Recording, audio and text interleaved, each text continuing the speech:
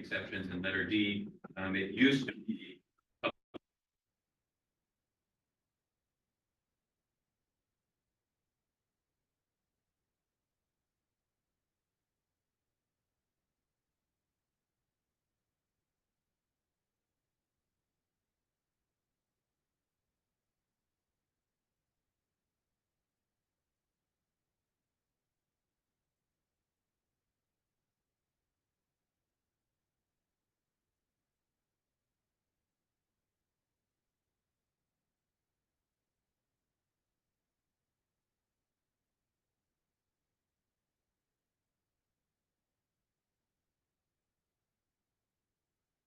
and yeah, Shannon.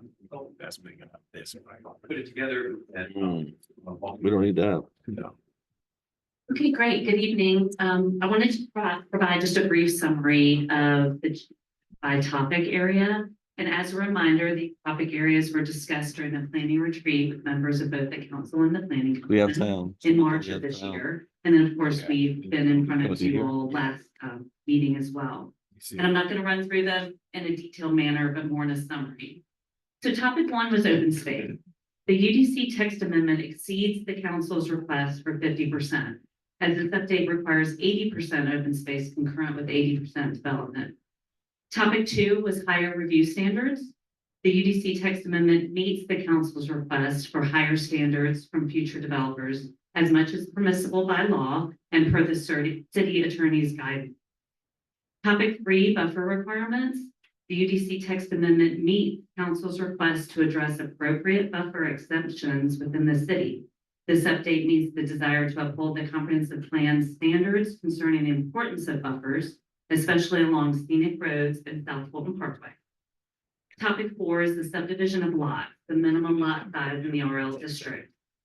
No change is proposed at this time regarding lot size, as this is specified as a foundational element in the comprehensive plan for maintaining rural character. And I quote from the comprehensive plan: large 20-acre lots are intended to provide separation between houses and a sense of space and at least a semblance of rural isolation for their residents. Specifying septic and restricting sewer reinforces the rural character of the area and ensures a minimum separation between houses. 20-acre lot minimums also lend themselves to small-scale agricultural and equestrian uses, which are consistent with the rural character envisioned by the community, end quote. Also at this time, the Planning Commission recommendation was to address a change during the comprehensive plan update process, and that would be a more appropriate time to make such a change in the 20-acre limit. And no change is proposed at this time regarding family lots, as we're taking into account the discussion among council at the last meeting, as well as the Planning Commission's recommendation. Topic five, residential hamlets. The UDC text amendment again meets the request of council to remove the residential hamlet district, as this district is creating a suburban development pattern throughout the city.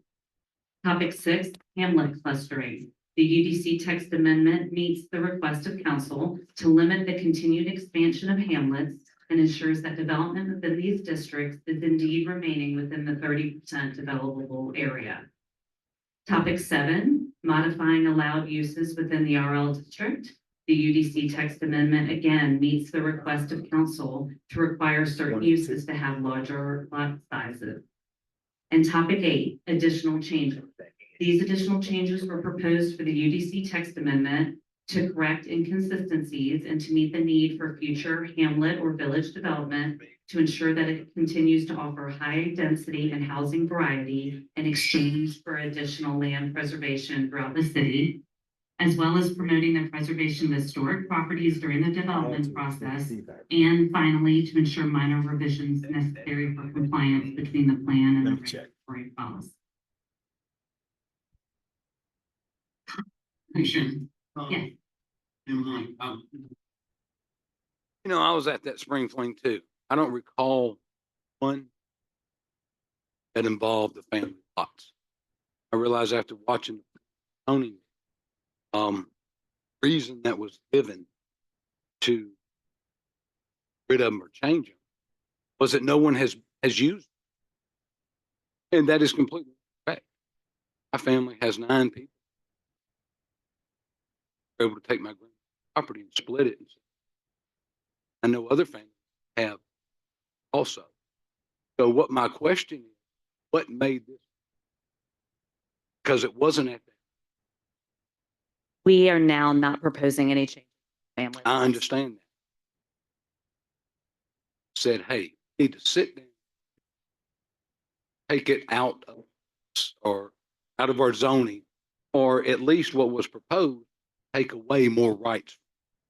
I want to know who had that conversation. I didn't. That's not what we're proposing now, though. I understand that.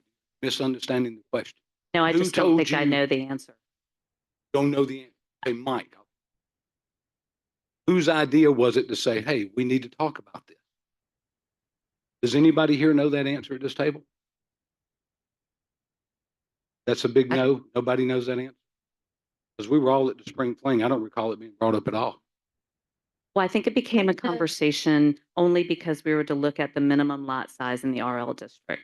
So that's the only reason I can come up with as to why we would look at both family lots, farmettes, the So minimum you're looking at residential a lot size. conversation comparing lots and decided that, hey, we should We propose did not- something that We are takes not away. proposing that. We're not proposing that. We're keeping it based on The conversation reason from the that it is council being and the kept, planning commission. the reason it is being kept is because a lot of the people at the planning and zoning meeting having the same. That's, I What understand. brought this up? So somebody had to say, hey, we need to sit down and have a conversation. I want to know who that person was. I feel like we. So. I just asked that question. So Is it Don't- simple? We talked Okay. about, I will just say, Jen. it was getting a little aggressive, so I didn't jump in. I was gonna say, I remember talking about how the fairness across the board, what we were gonna be doing, and if with 20 acres, family lots, things like that. So I think it was a proposal. I don't think anybody was dead set on it. It was a proposal for discussion. That's all. That's what I remember. I don't think anything there was a final decision. You are proposing. Question.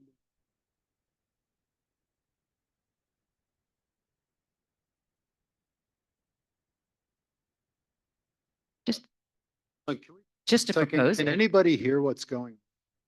Can it, Mike?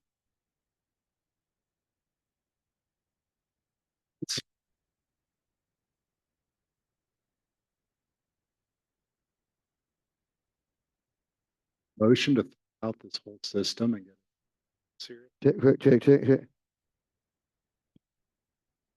I mean, maybe the answer is just to get up closer to your microphone, but I mean, it's also then scratchy, dropping out. So there is no answer, what the answer is. But this is the problem that we've been having. So I'm glad you're here to hear it, because this is the problem that we've been having. And it's so unacceptable.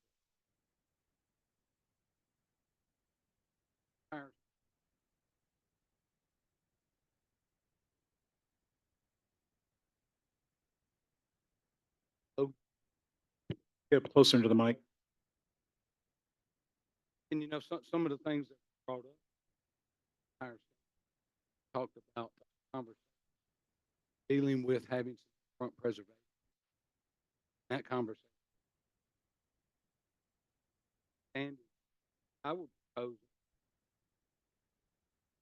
on council, because it's apparent to me that some of the given, like with the family, I can't get that. Tell me the idea was that's unacceptable. There was no consensus. Oh,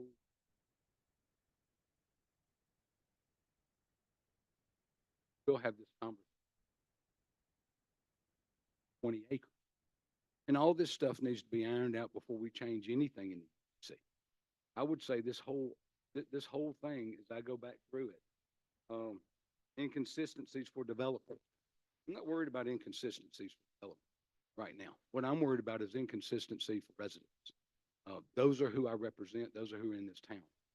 So my recommendation would be to table this for an individual discussion on each item, because I feel that the consensus that was formed was not based off of the meetings I was in. And I took you at your word.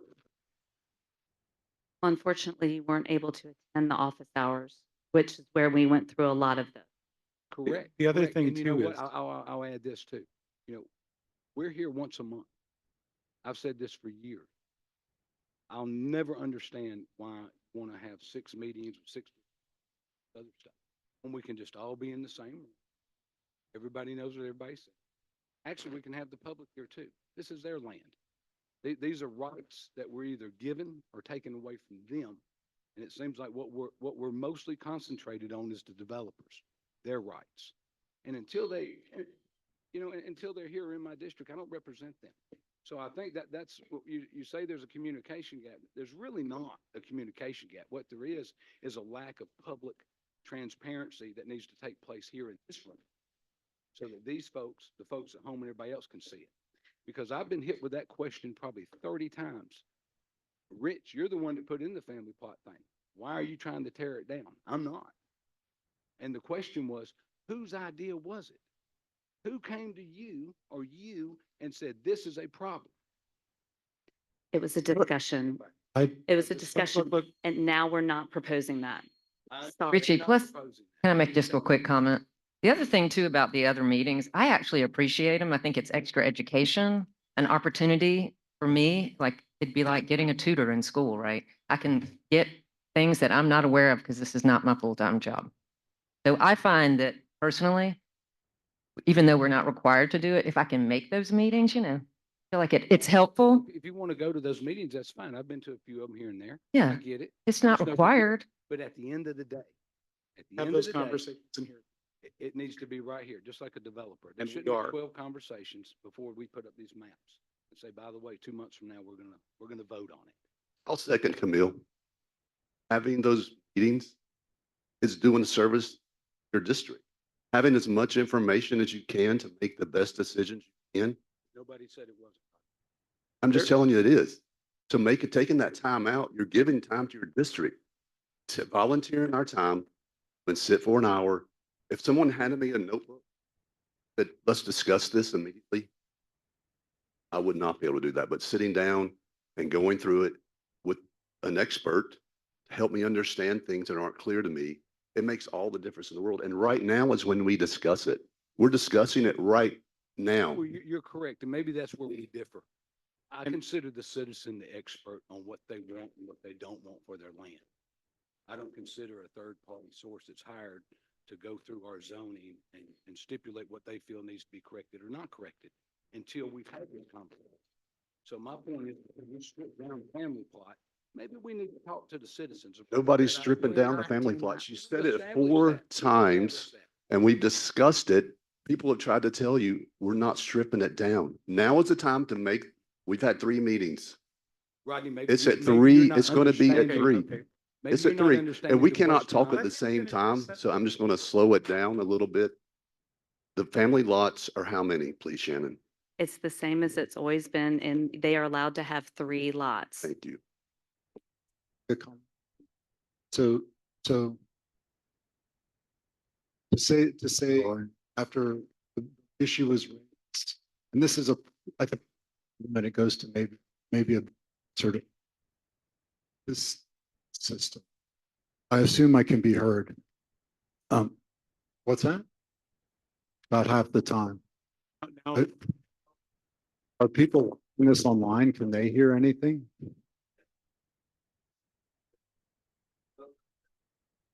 Okay.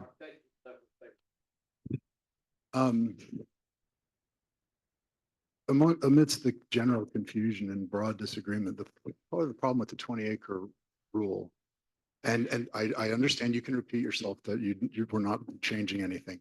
That's not the point. The point is that it was changed, and it was changed based on the citation of a consensus to which no one can put a name. I went back through everything I had, going back through 2021, and the closest reference that I found is a minutes from July of 2021 in which the attending public won't.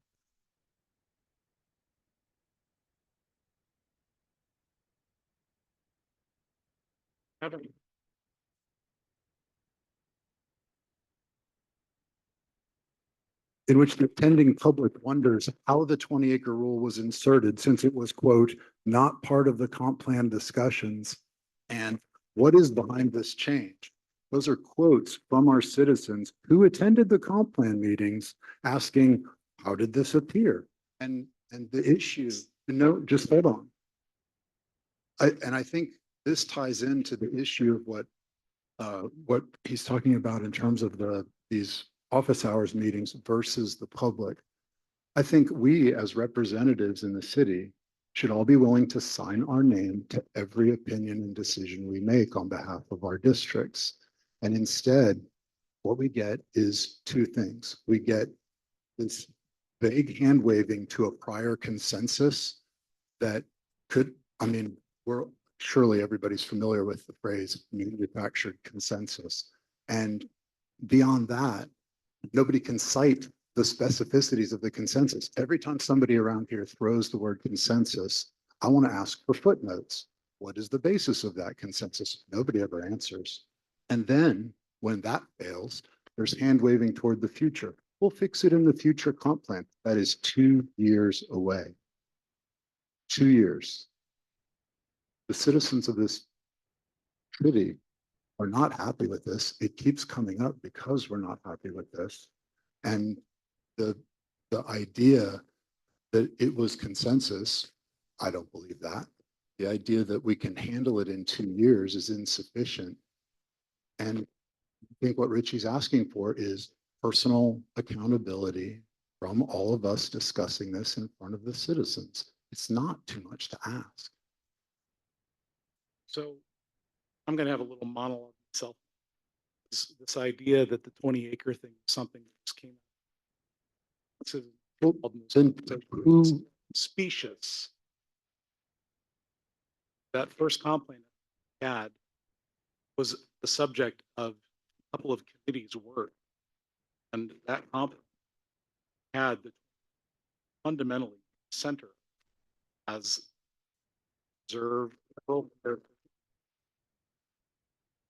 district. This was in the first comp plan? In the first comp plan, referred to it, and all start with saying this is building on with person changes. I'm just asking. I'm not You've had, I'm just asking how many comp plans we've had. had three. They're all building on the foundation of the first, and the first one by far the broadest public participation. That was the everybody in this idea, this work, this idea, trying to serving. And again, to say that everything isn't discussed ad nauseum, I've got so many drafts of drawings that I did, brought in to show people what we were talking about, what people were bringing up. This is what you just said. This is what you said. All those. This was in the first comp plan? Okay. Comp plan. Not in the second or third. Not fair. Like, I mean, seriously, go look at the second. I'll refer back. So that was discussed again. Again, changes that have been made over the course of time. Lots. Second, talked about. Develop. You know, it's and this notion that it's all BS and nobody ever had that conversation just isn't true. And I get that people didn't live here at the time and don't know because they didn't participate. And I get people that lived here at the time didn't participate either. So I get that. But I also know that the committee of, I don't know, 120 people at the end all raised their hand and said, let's send this to the council, who then adopted it unanimously. And our comp plans have been adopted unanimously. So this is not something that's happened in the dark without a lot of conversation. It's just an unfair characterization that we continue to make. It's not fair. It's not correct. Now, having the conversation again, right? The idea that there are people that are upset about it, and there's no question there are. There are a couple of people I know personally because I've talked to them because they've got 70 acres and they want to develop them. I get it, right? We've had these conversations before. The majority never thought that that was the right answer. And the right place to talk about something that's a fundamental change to the way zoning works is in the comp plan process. That's just a fact.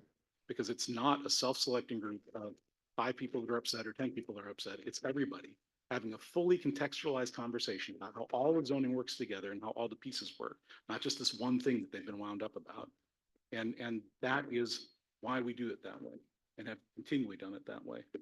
So, I mean, I get that there are some people that are upset about this, and I get that there are some people too, and consensus is the wrong word to use, because this is not a consensus body, right? This is a body that works on votes.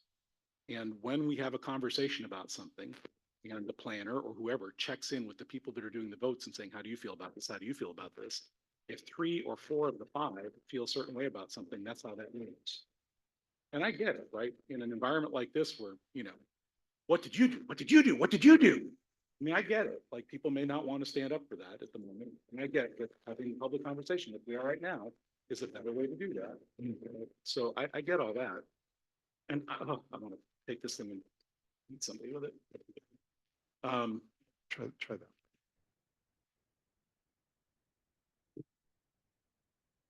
That probably is the best answer. Anyway, so I think, for example, we talked about the idea of tighter standards on what people have to give us to present an application. The city attorney in these meetings talked to us about the discriminatory impact of some of those kinds of questions. You can't ask about money and things like that because it has a potential discriminatory impact that gets you sued. And whether or not you like that answer, the majority of the room seemed to think that was a good answer. And that's what they went forward with. And I get that some people don't like that answer and want to talk about it more. And I get that sometimes if somebody brings something up and that doesn't get into the document, even if they were the only one that brought it up, they're upset that it's not included. I get it. But that's how this process works in an elected body, right? We make decisions based on what the majority votes for. And it's just how that works. So I think we need to understand that. I agree. The word consensus, because consensus means that we all kept working till we got to the same page. That doesn't always happen in an elected body, and it's not the right word to use. It's not. It's not. But decisions get made here by the majority. And what we should be doing is having the conversation about whether or not majority can move this forward or not, right? And what the specific issues are that haven't been addressed else how. And if this is the appropriate time and place to address some of, again, fundamental changes about what minimum lot sizes are a comp plan issue. That's the city attorney's opinion. It's my opinion. It's the planner's opinion. It may not be yours, but that is not the consensus, but that is the right answer. And all of these things need to be discussed in that context, right? Again, is there a majority to move something forward or not? Do we agree in the majority on this subject, this one, or not? Right? And that's just the way that this stuff works. I understand that that's the way this stuff works. I also think that we're engaged in about zoning changes now suggests that it can work at times other than because it is a pressing 100%. issue to some. It's obvious that we can make changes. We just have to have the will to do it. I'm not saying what those changes should be. Saying what people want is to see whose name is on the decision. I've been back through so much, like, and just people saying I'm from, and that doesn't feel right. I mean, again, And so the 20-acre thing, I'm happy to bring you. And by the third round, it was still not, it was, if 20 acres was in the first, well, in 2020, it was down to 3 acres. So it was the old split before the 20-acre rule was imposed, whatever. But the point being, if it had moved in that direction and then all of a sudden swung back to the 20 acres, the people, the many, and it's not just a few complainers. I think we need to get away from this idea that I think that the implied idea that Richie and I listened to 5 complainers is a little silly, but I mean, it's, yes, but it's not realistic. So many people are upset with this because they feel it's interesting. It's a point that should be made about this city. We have these ideas about developers are going to sue us and take away our zoning. Well, they're not losing pre-existing right, but the citizens did because they had a different right, didn't they? Do I not understand that? That they had a No, right? no, because again, under the zoning at the time before we became a city, those developers also had rights. Everybody had rights and everybody gave up some rights. The developers had the right to develop all of their land back in the day. Now they only have the right to develop 30% of their land or buy TDRs if they're doing something that isn't developed or isn't preserving internally. And the citizens agreed that in trade, they were going to give up some rights as well because everybody wanted to keep as much of the territory here rural as they possibly could. Yes, I get that. And, but at each iteration, those decisions are made. And at the last one, when the 20-acre rule is imposed, there's a, The 20 nobody, acre rule was imposed at the beginning, at the very beginning. well, then it was unimposed. Yes. No, So it's always been 20-acre minimum? it's been 20 acre minimum with the possibility of doing an extra lot split or two, right, at the very beginning. And then we decided, and it was voted for 5-0 by the council at the time, to say, you know what, let's take that ability away from, the developers and just leave it with residents. Sure. I understand the rationale, but Yeah, the, but but that's- if you could do 333, 20, and then after that 20, and then suddenly you're told your 333 just went away and that's 20 only. Mhm. Necessitating 40 acres to subdivide. But that's not the rule. What is the rule? The rule is what we just talked about. It's somebody suggested that we go to just one That's the, within the family in exception. the family, right. No, That's what's on I the guess that's table. all we're talking about. The family exception replacing the everybody can do it rule was 2 comp plans ago.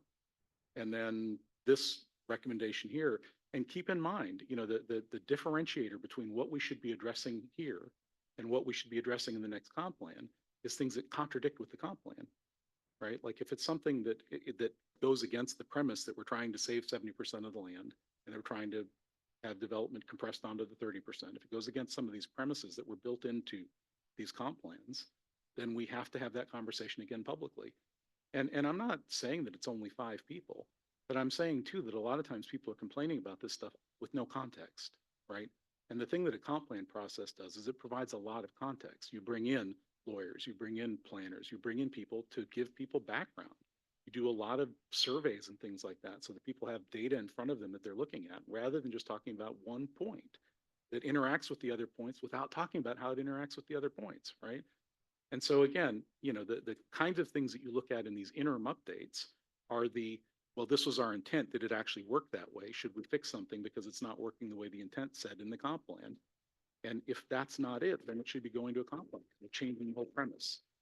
That's the way that it's always been talked about. That's the way that we've always done it, because that's how you get the kind of public input that you need to make a comment.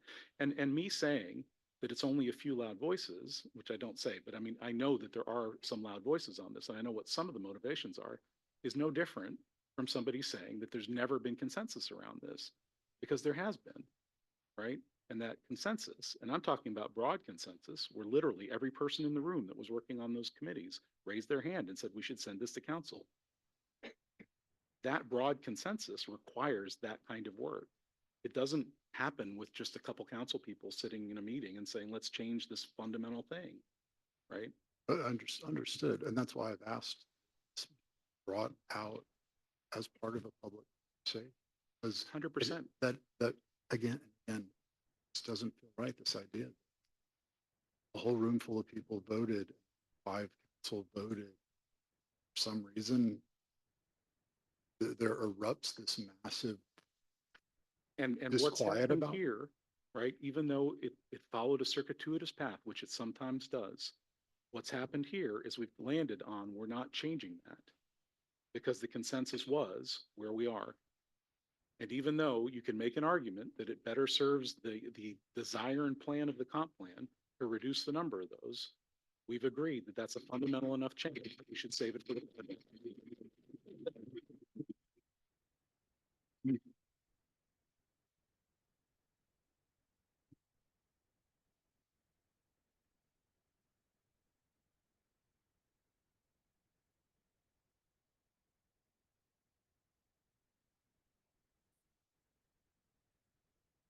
Did he leave? In another Zoom meeting. Oh, yeah, no, I would run away too. I would. It's perfect timing. He's back. Yeah. Wish he was here for this. Anyway, I guess at the end of the day, what I would say is I agree that changes that are big changes require a good public process. I also understand how the elected bodies process works. And, when the public process has happened and that comes to the council, and I'll tell you too, when we have those public processes, some council people get engaged and some don't. It's important that people get engaged, right? Because you get to hear the conversation happening. You get to hear the context as well. It's much harder to walk into the meeting after all that's happened, look at the document and understand why, right? And that has been an issue sometimes in the past. I'm sure you'll be involved, right? So I think that's absolutely the way they should be happening. I do. And on places like this where we all agree that there's consternation around the 20-acre thing, changing it is better than making it tighter, right? And I think we've all gotten there. I mean, I don't know where we've gotten, but that's what it feels like to me.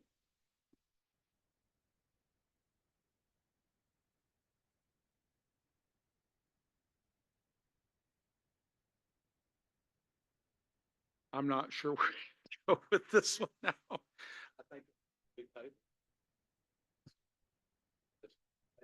Until I get my answer, I think who wanted this stuff changed, even though they wasn't. Somebody had,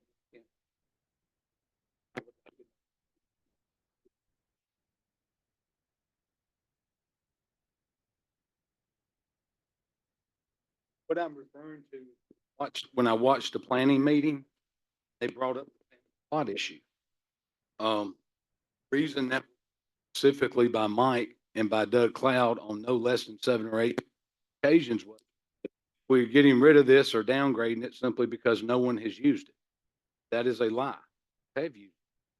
And I want to know who thought that was a good idea, because evidently, and Mike, you're the planner.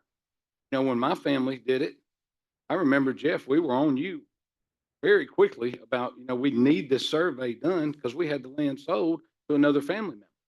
So I am concerned because I rely on you and other people to give this body accurate information so we can make decisions. So when I see that, I will question that. And I don't think that's a hard question. I don't think it was a mistake at all. And I want to know whose idea that was. And the fact that nobody will say, hey, I'm the one that sat down and said, hey, we need to discuss this. Nobody's used this. We need to downgrade it, unload it, or whatever. It's not a harsh question to ask at all. And yet, just like Scott used a great word, accountability. That's all we're asking for. Either we can have it or we can't. But if we can't, we definitely don't need to be misleading or whatever when we know the answer. I find that very concerning. The difficulty is when you've been in 30 meetings on a subject or 20 or whatever it's been, it's hard to remember exactly who said what in what conversation. Have there been 20 meetings on that? Let me finish. They have had, I'm sure, 20 meetings on this. I'm sure, or more. Because they've met with the planning commission, they've met with us, they met with us jointly, they've met with people individually, they've met with people in twos, they've met with people, they've had a lot of meetings on this, yes. And I mean, I would say the answer to my question should be very easy. Give me, had 20 meetings. The idea was. all right, that's enough of that. Are there other issues that we want to talk about this? Are there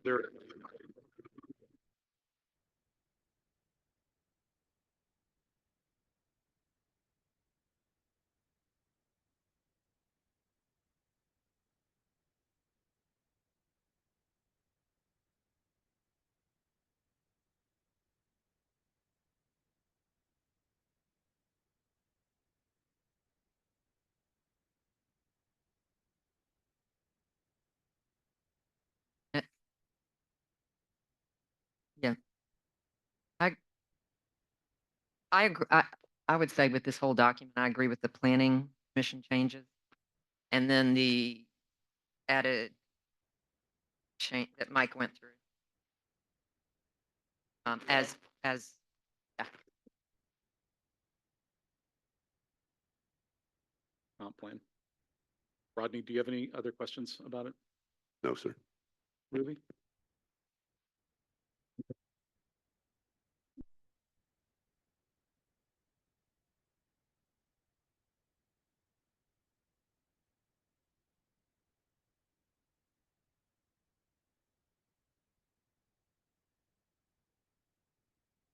Quite all the way. That would comp plan.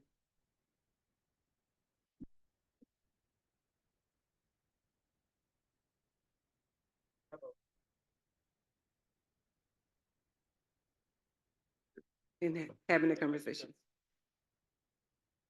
Yes.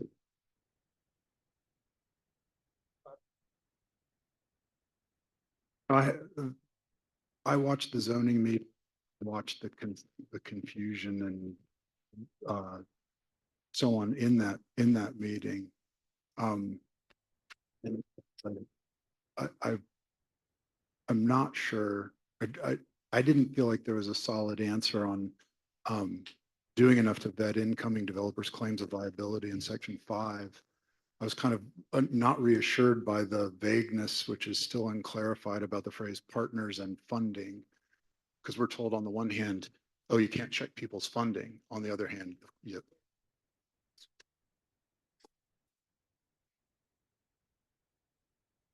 Okay, so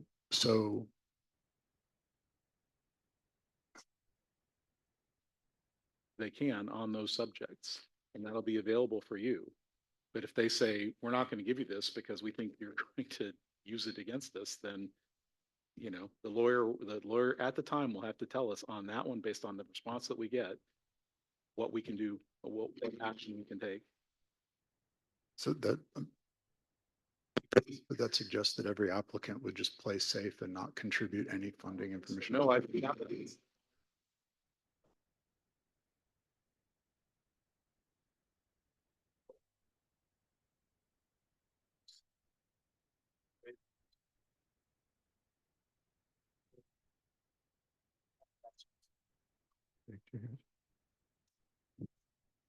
But it feels like the language though needs to be tighter because it's just the phrasing is just kind of tagged onto on there. Uh, in the other sections, I feel like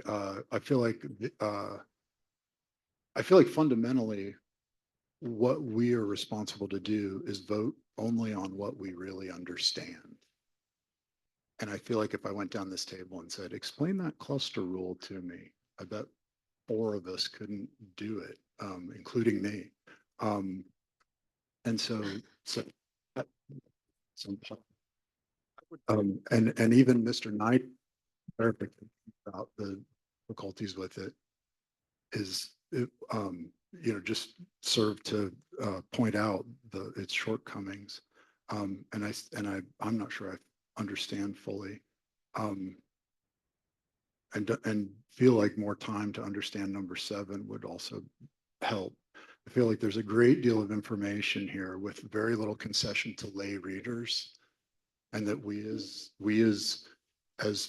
council are responsible to make sure that the people we represent can understand the changes we're making. And if we don't fully understand them, and maybe I'm outing myself as a, you know, unable, but I feel like I don't fully understand them. And I think too, and maybe this goes to comp plan, I don't know, but pieces like that have been discussed, but maybe didn't make it into the consensus about things like rollbacks on approvals with set time limits. If people, you know, so that we don't have these approvals just hanging around forever.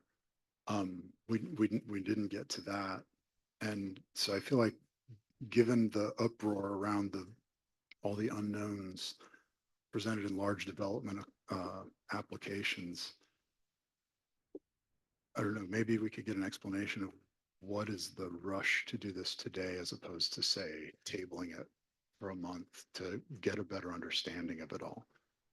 My supposition is that if you were to ask anybody up here about some detail of the budget or pretty much any other thing that we voted on in the last 6 months, you'd have a hard time explaining all the detail and background of it. You know, the responsibility to learn about the things is incumbent on the people voting, at least to learn enough about them to be comfortable voting on them. And that includes at times relying on your staff who have the training in these issues to recommend to you. And if the recommendation isn't good enough, digging into them. The thing that I've seen is that we punt and we punt and we punt. These are some small things that align the zoning better. We're not changing anything fundamental. We should move forward, but.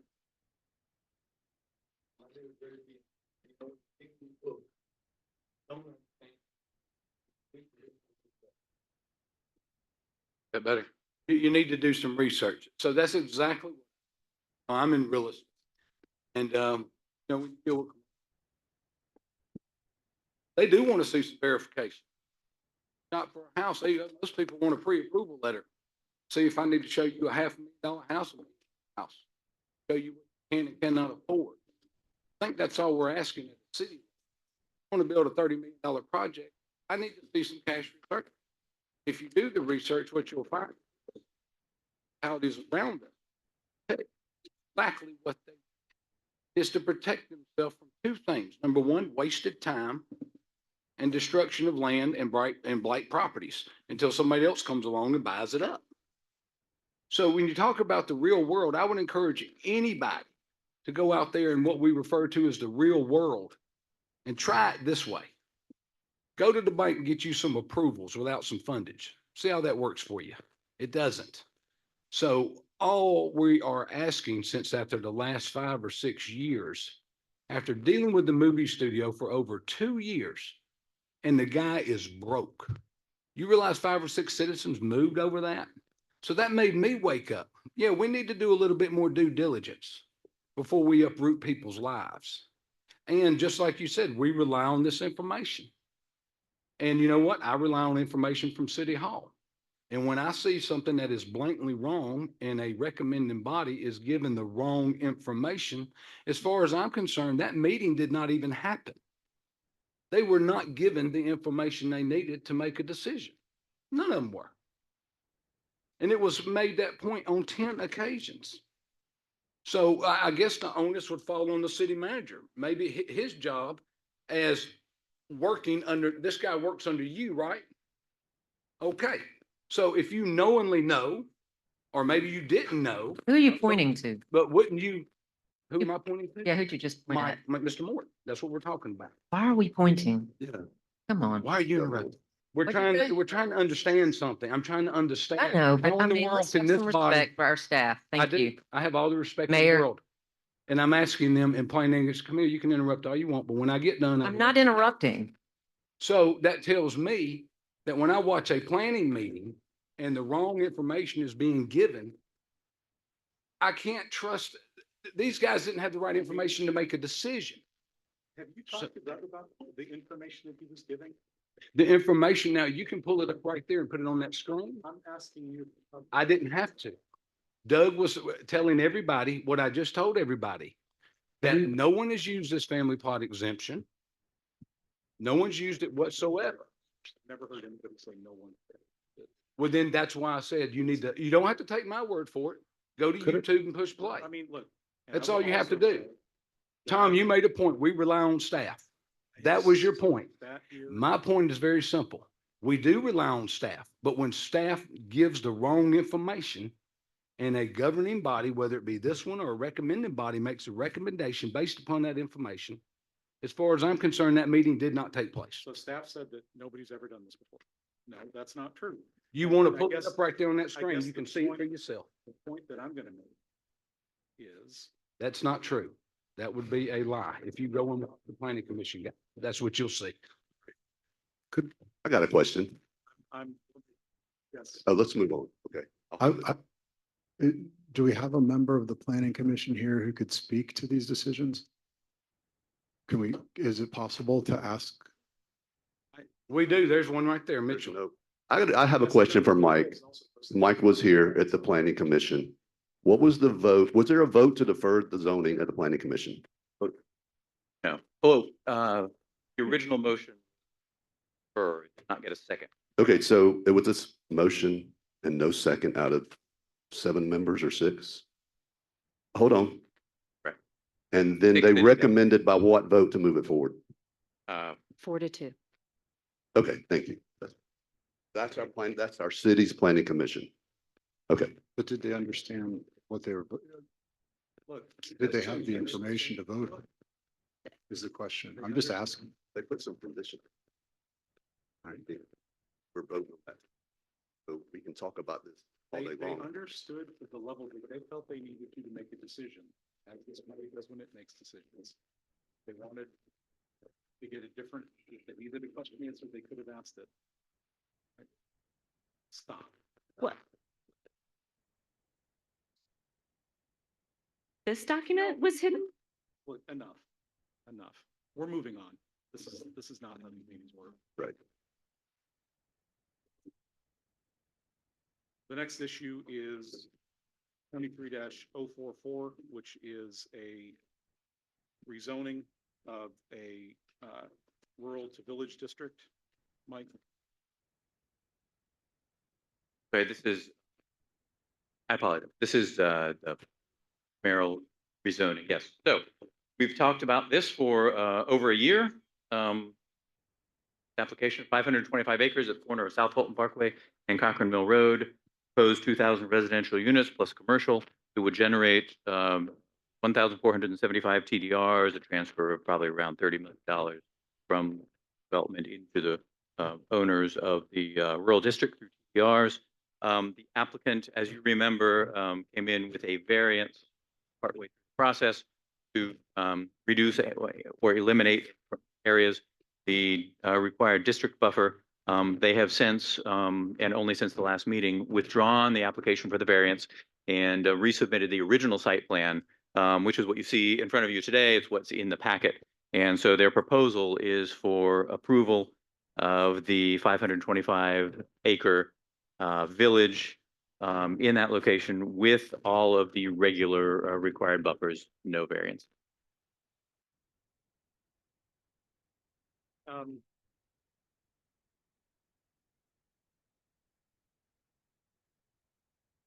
First off, do you have any questions for Mike? I have a question.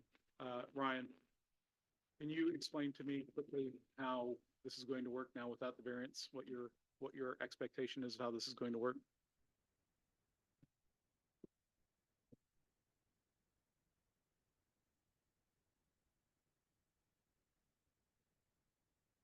So essentially, we're going back to, not essentially, we are going back to what was originally, excuse me, I had a prepared statement, but I'll do that at the work or at the council meeting. This is the second version that was submitted, I should state. The first version was submitted with buffer reduction and buffer removal. Based on the conversations with that council and listening to the public, we revised the application, withdrew the variance.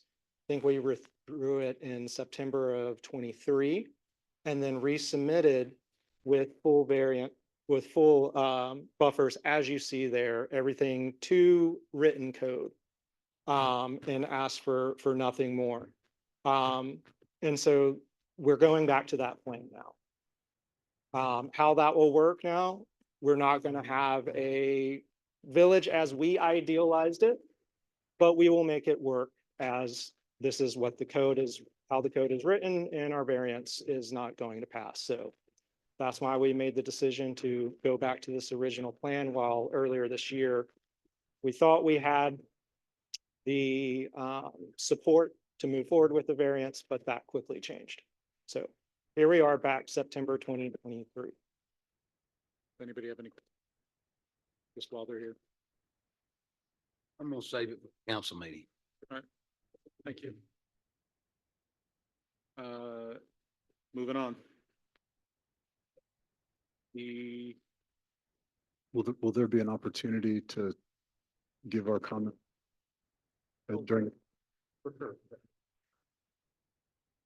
no, for sure. The next item is 24-052, which is the development agreement that would go along with that project if it were passed. That agreement lays out the requirements for the TDR program. There's other things in it as well, but how the TDR program work in this case, to Mike's point, the transfer fee mechanism that they've selected would create tens of millions of dollars at some point that would feed into the TDR, well, actually, no, from the first sale of the first house, that would feed into the TDR program to buy development rights from people externally and compensate people that aren't developing. Anybody have any questions about that? It's a dense read, but it's fairly clear. I.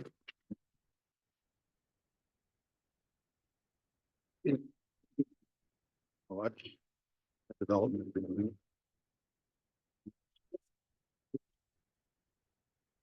And can anybody hear what I'm saying? The studies develop. Do what? I'm sorry, he was asking for quarters. Is that? Oh, just pass the one around. Okay. It would also keep me from interrupting. I apologize. But I'm so looking at other development agreements. This one is just a menu of items about how TDRs are going to work. Some of which in my, unschooled reading suggests that the deferral of payment of them can go on virtually forever. Are you nodding your head in answer to that? Am I not intending? Mike, are you nodding? I am correct. You're correct. Okay. I'm saying you're correct. And then I started looking at, okay, so what looking at other development agreements are they? And what they are is freestanding ordinances governing all aspects of project development, including allowable uses, dimensional standards, transportation network, parking areas, architectural controls, landscape requirements, processes for major and minor divisions, relationship with abutting known or potential developments. And without those controls, what you don't have is a development agreement, because going down what it looks like to me and is that whatever the development agreement is the thing that binds, not the sort of hand waving like, oh, but our zoning, but an actual freestanding control, so that when, Mike will be blissfully retired from all of this agony when when this project is in its middle. And so what is controlling this? And this thing labeled development agreement here is just a thing about how to pay TDR. It refers out to the zoning. And so the zoning controls on zoning issues. And this controls on the specific things where there's optionality that has to be decided in the ordinance.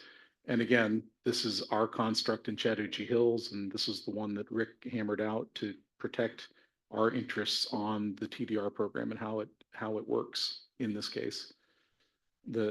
My understanding is that the zoning is still totally in charge of all of the other things. And then we have the conditions of zoning that we put on, all those conditions that talk about other specific things where there's optionality in the zoning, or even things that aren't considered in the zoning that we wanted to control. Okay. Do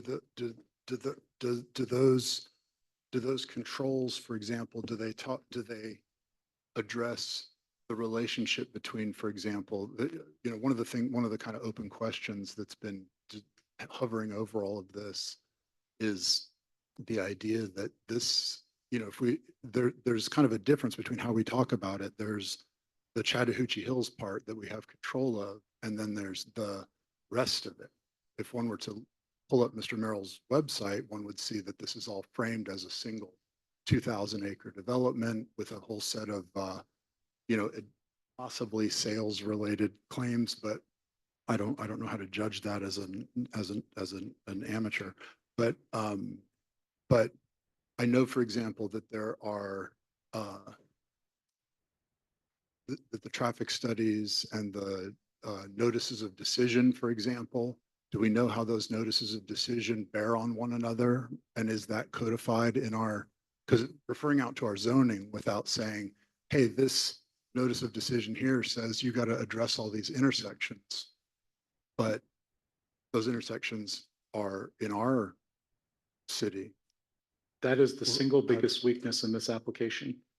The fact that we asked and were rebuffed on conversations about how to connect these two things, the thing in Palmetto and the thing in Chattahoochee Hills, including transportation networks and all of that kind of stuff.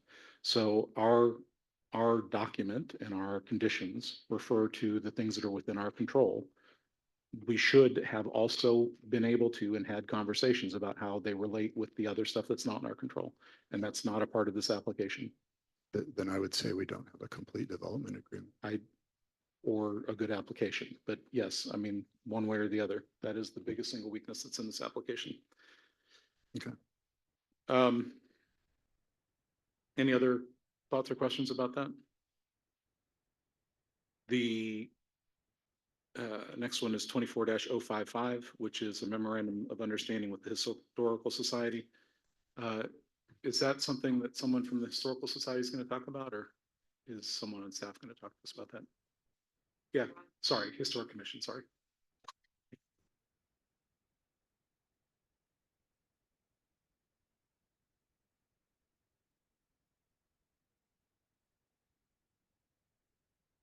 Want to jinx it.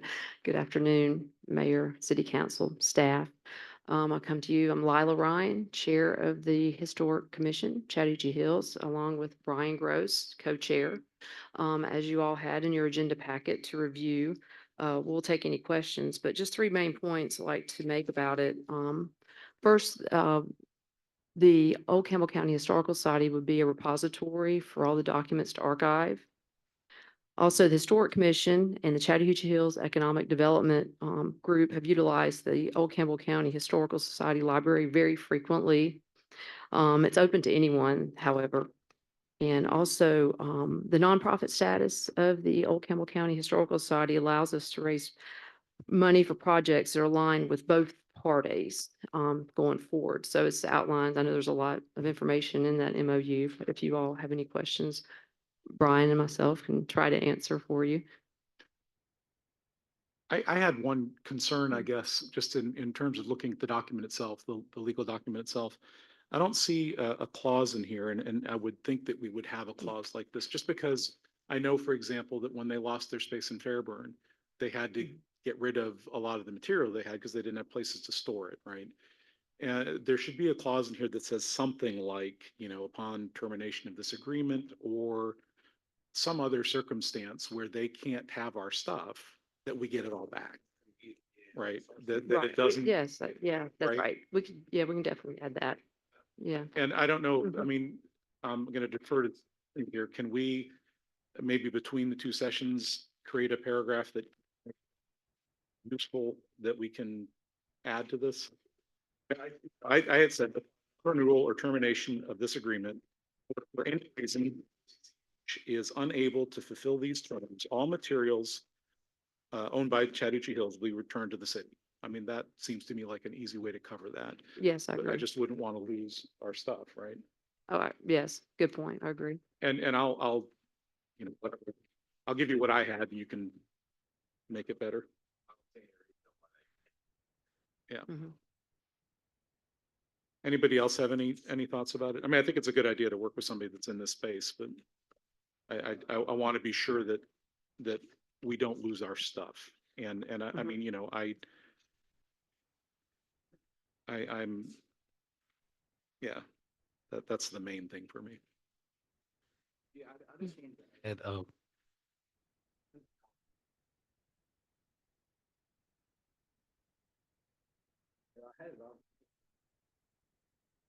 yeah, number one, yeah, I really appreciate y'all's work. It's long overdue. You know, a lot of history in this town. And you may or may not be aware of this, but I wanted to bring this to your attention about a graveyard that sits in front of David Mack's yard. You know, some of the Cochrans, some of the Wilkersons are in there. Some of those graves are from the 1700s. And, you know, it's in tough shape. I don't know but we need to get a group over there to clean it up. I'm not saying you guys, but it's something maybe we need to address because some of those graves go back to the 1700s. And it looks like a lot of the names on there are what a lot of these roads are named after. So this is some people's family, but I didn't know if you guys knew about that or not. That'd be the Liberty Hills Cemetery. That Yes, would be a there. yes. Mhm, Good job. mhm. No. Thanks, guys. That's all. Anybody else?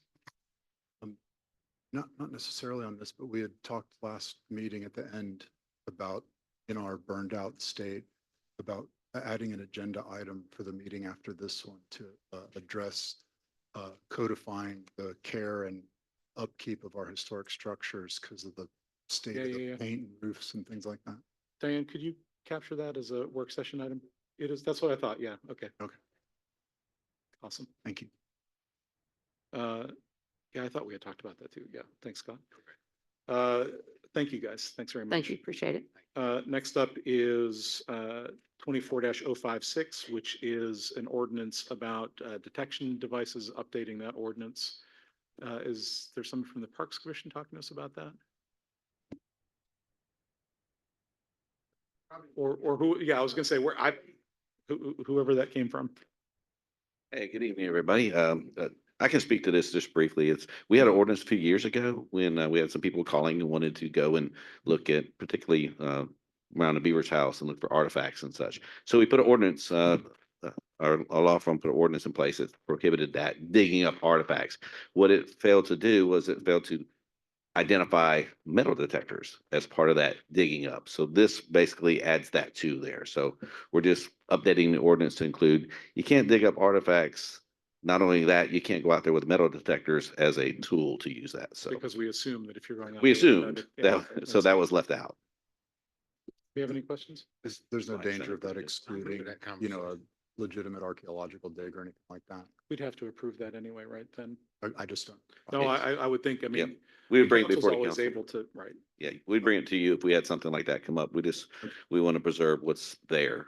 We know that's a hobby and my brother-in-law does it and it's a fun thing to do, but it's also, you're disturbing history by doing that.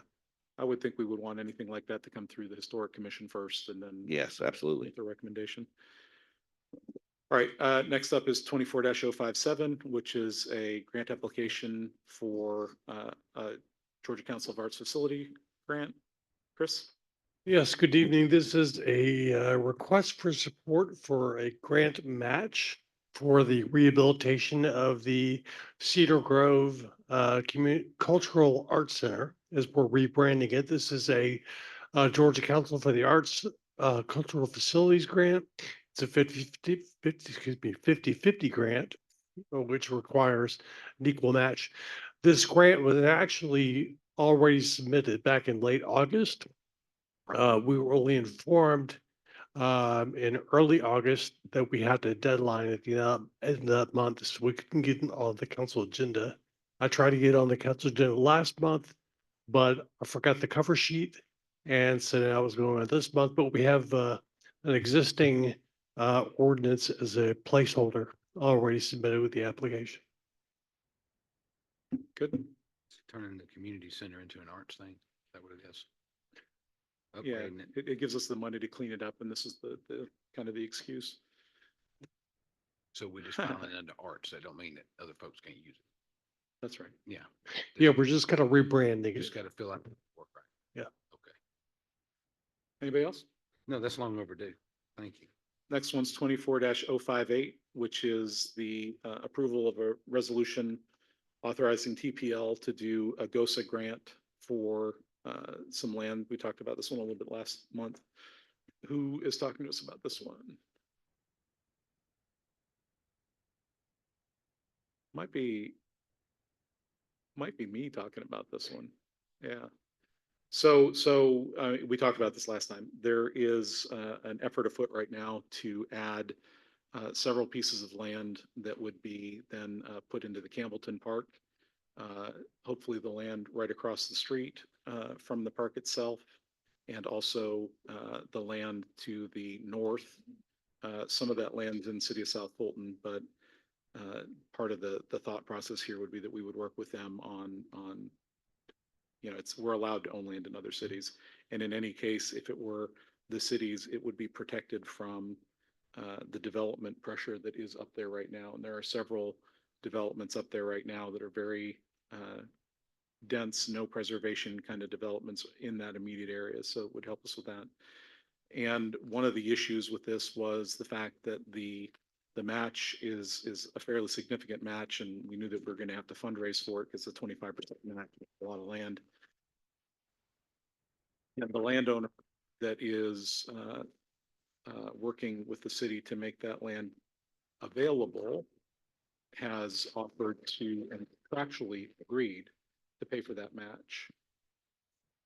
Part of the transaction, which is absolutely sick. And I don't know, maybe that person wants me to say their name or not, in case somebody, or I won't, I don't know, it's in the document, but anyway, it's an amazing gift to the city and to the citizens that person is offering to do. Of course, it's just an authorization to go forward and try to get the grant. There's not a guarantee we're going to get it, but if we were to get it, this would make it something that would not impact the city in the way that it could have had it had to been 25% of that whole number. So it's a huge gift to the city. And again, this is the authorization to go ahead and try to get that grant. Any questions about that? All right. And then the next one is a first read on rezoning request from Serenbe on some land that they've got. And I assume, where's Mike? Where's Mike? We wore him out. Is he all right?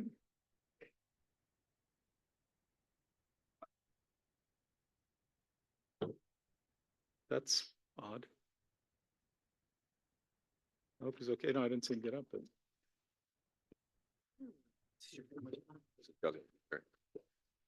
There you This is the one you're talking about?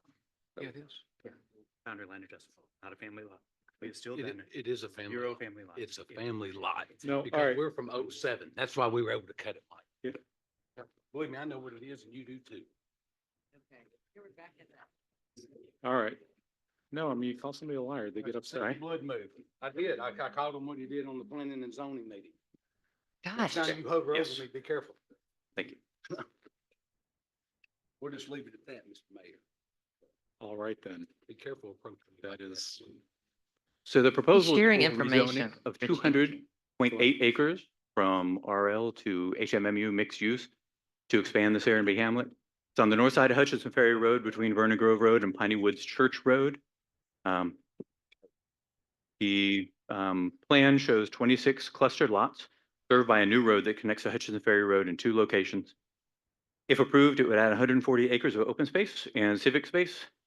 And this is just a first read. all right.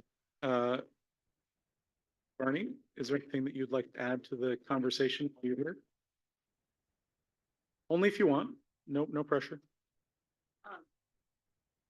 I'm happy to answer any questions now or in an hour and a half when we get to it Yeah. in the meeting agenda.